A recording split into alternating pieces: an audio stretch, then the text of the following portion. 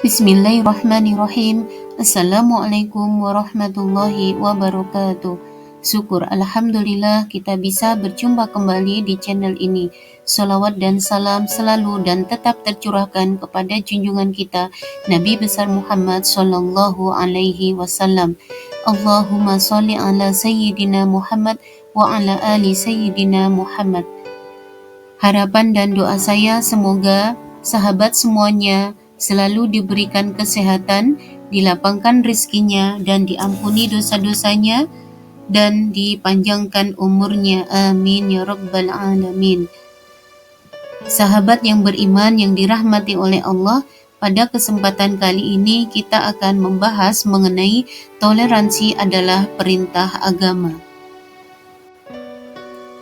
Adapun alur tujuan pembelajaran pada bab 6 ini adalah peserta didik dapat menjelaskan isi kandungan Quran Surat Yunus 40:41 dan hadis tentang toleransi dalam kehidupan. Sahabat yang beriman, dalam konteks pergaulan masyarakat, toleransi dimaknai sebagai pembiaran dan penerimaan atas kenyataan bahwa orang lain memiliki keyakinan yang berbeda dan pengakuan bahwa setiap orang memiliki hak untuk bebas meyakini suatu agama atau kepercayaan sesuai dengan keyakinannya. Toleransi merupakan syarat bagi terciptanya kehidupan damai dan rukun di tengah keragaman yang ada dalam masyarakat, baik keragaman agama maupun adat istiadat. Wujud toleransi dapat berupa sikap menahan diri, membiarkan hingga menghargai perbedaan yang ada. Sahabat yang beriman, adapun batas-batas toleransi yang pertama adalah setiap pemeluk agama bertanggung jawab atas agama yang dianutnya, serta bertanggung jawab melaksanakan ibadah sesuai dengan tata cara yang diajarkan agamanya. Yang kedua, wujud toleransi dalam pergaulan hidup antar umat beragama ditunjukkan dalam sikap toleran terhadap umat beragama lain dalam masalah umum, bahkan masalah keagamaan. Sahabat yang beriman, adapun tuntunan toleransi terdapat di dalam Quran Surat Al-Hujurat ayat 13.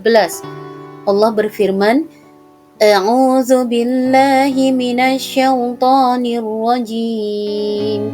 Bismillahirrahmanirrahim. Ya ayyuhan nasu inna khalaqnakum min dzakarin aw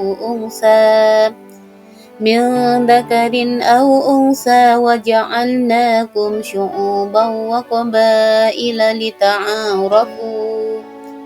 Inna akramakum 'indallahi atqakum. Innallaha 'alimun khabir.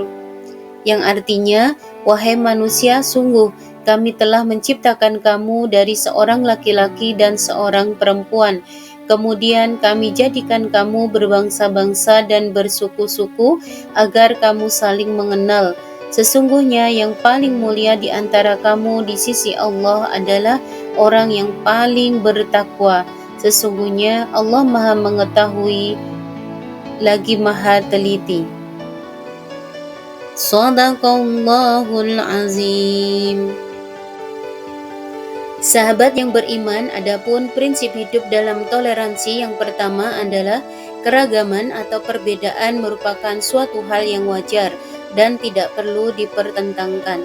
Yang kedua, semua kelompok adalah mitra, sehingga kedudukan antara satu kelompok dengan kelompok lainnya dianggap setara dan memiliki peluang yang sama. Yang ketiga, bersikap moderat dan objektif sehingga mendorong lahirnya kedewasaan dalam berpikir dan bersikap menanggapi keragaman yang ada.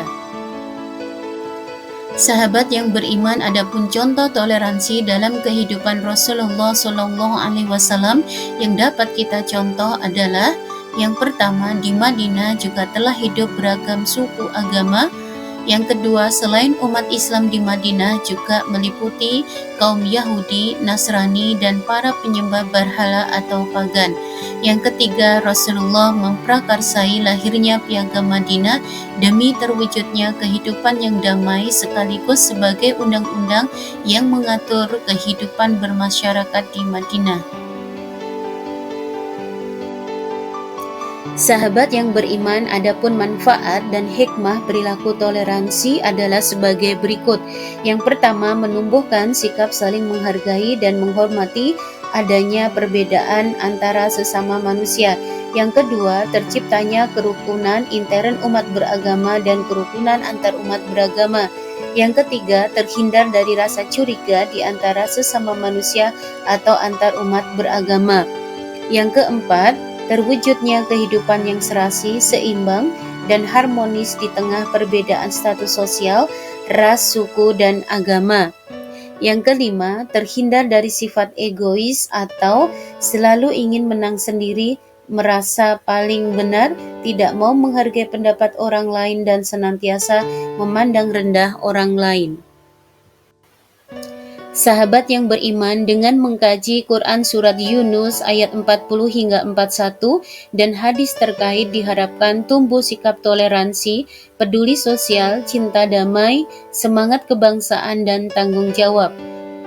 Adapun contoh-contoh penerapan sikap tersebut dalam kehidupan sehari-hari, yakni yang pertama, saling menyayangi dan mengasihi di antara sesama dengan mengadakan dan menjaga silaturahim dengan keluarga dan tetangga. Yang kedua, saling menolong dengan sesama apalagi bila terjadi musibah atau menghadapi kesulitan. Yang ketiga, menghormati dan menaati aturan-aturan yang sudah dibuat bersama selama tidak bertentangan dengan syariat Islam. Yang keempat, menghargai dan menghormati orang yang memiliki keyakinan yang berbeda dan membiarkannya untuk melakukan kegiatan ritual keyakinannya.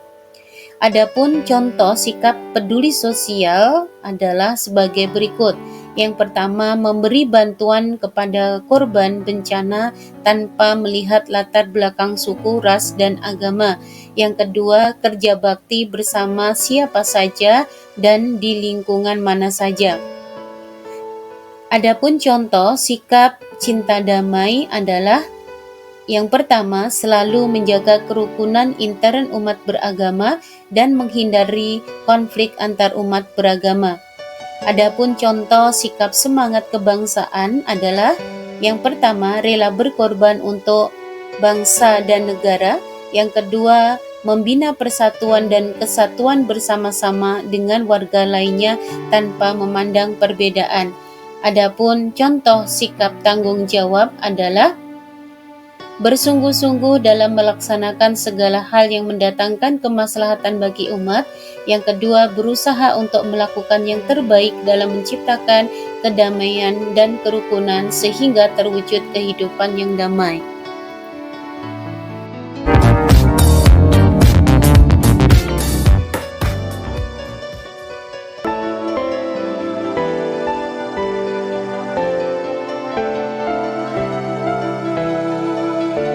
Bismillahirrahmanirrahim. Assalamualaikum sahabat my channel. Kali ini saya akan menceritakan sebuah kisah tentang sebongkah roti dan lelaki bungkuk. Suatu hari ada seorang wanita yang selalu membuat roti untuk makanan keluarganya setiap hari. Setiap hari, wanita ini selalu membuat roti ekstra untuk ia berikan kepada orang lain yang kebetulan melewati rumahnya. Dia meletakkan roti itu di atas pagar rumahnya. Roti itu ia sajikan untuk siapa saja yang ingin memakan roti tersebut. Setiap hari, ada seorang lelaki yang sudah bungkuk datang untuk mengambil roti. Tetapi bukannya mengucapkan terima kasih dan menunjukkan keramahan, pria itu malah menggerutu sejumlah kata yang selalu dia ucapkan setiap hari. Beginilah kira-kira ucapannya. Perbuatan burukmu akan tetap bersamamu. perbuatan baikmu akan kembali kepadamu. Hal ini berlangsung secara terus-menerus hari demi hari. Pria bungkuk itu selalu datang dan mengambil roti seraya mengucapkan hal itu. Wanita itu merasa kesal dengan perbuatannya. Bukannya berterima kasih, malah menggerutu. Begitu ucap wanita itu dalam hatinya. Setiap hari lelaki itu mengatakan hal yang sama. Apa maksudnya? Pikir wanita itu. Suatu hari, tiba-tiba dia memiliki keinginan untuk menyingkirkan lelaki bungkuk itu. Dia berniat membuat roti dengan racun di dalamnya. Tetapi ketika ia hendak meletakkan roti itu di atas pagar rumahnya, dia gemetar dan tersadar. Apa yang telah aku lakukan? Ucap wanita itu pada dirinya sendiri. Roti itu akhirnya ia bakar habis dan dia menggantinya dengan roti yang biasa. Seperti hari-hari sebelumnya, pria itu datang lagi dan tetap mengatakan hal yang sama. Wanita itu memiliki putra yang tengah merantau jauh dari tempat tinggalnya. Dan sudah berbulan-bulan dirinya tak mendapatkan kabar tentang keberadaan putranya itu. Wanita ini terus berdoa agar putranya diberi keselamatan dan dapat kembali padanya.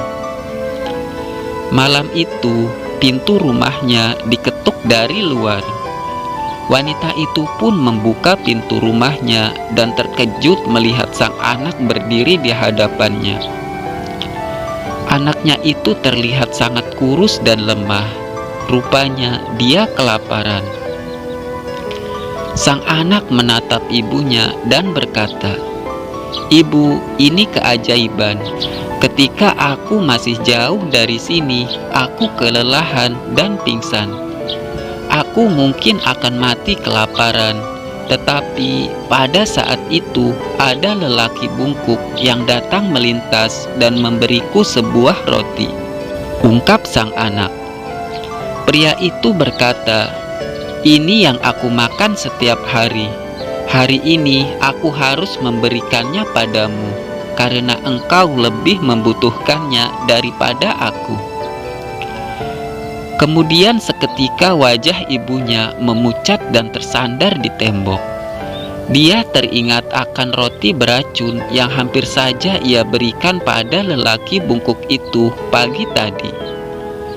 Andai saja dia memberikan roti itu kepada lelaki bungkuk itu, tentu anaknya lah yang akan dia racuni dengan tangannya sendiri. Akhirnya dia menyadari arti kata yang selalu diucapkan lelaki bungkuk itu. Perbuatan burukmu akan tetap bersamamu. Perbuatan baikmu akan kembali padamu. Berbuat baik pada sesama sudah menjadi kewajiban bagi setiap umat manusia. Tidak peduli apapun agama yang dia anut, kita harus memperlakukan orang lain dengan baik jika kita ingin diperlakukan dengan baik pula. Buah perbuatan baik seringkali tidak hanya berupa pahala bagi seseorang. Bahkan ketika masih di dunia, perbuatan yang dilakukan dapat kembali padanya dengan cara yang tidak diduga-duga. Seperti dalam kisah tadi, perbuatan baik yang dilakukan secara konsisten dan sabar ternyata memberikan hikmah yang luar biasa.